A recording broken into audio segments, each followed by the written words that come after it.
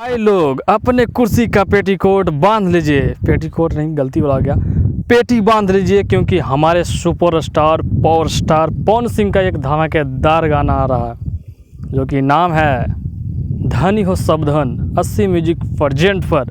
इसका teaser launch हो गया है 6:30 बजे। आज का दिन ही फुल गाना आने वाला है।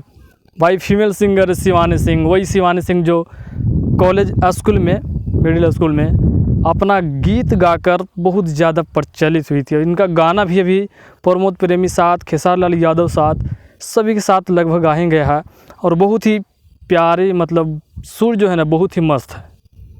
तो आप लोग वेट कीजिए, क्योंकि हम तो बताएंगे कि यार गाना आने वाला है तो आप लोग यही कहो कि यार आप लोग क्या बताते हो यार, गाना तो ऐसे ही यूट्यूब पर आ ही जाएगा, हम लोग को पता चल ही जाएगा। लेकिन बस इंटरटेनमेंट के लिए भाई है, और वेट कीजिए 6:30 बजे। जो नहीं जानते हैं, टीजर नहीं देखे हैं, वो जाकर देखिए, बहुत ही प्यारा है, लोकगीत है, पावर स्टार पवन सिंह, चमकौला सोहई। चलिए इस वीडियो में इतना ही।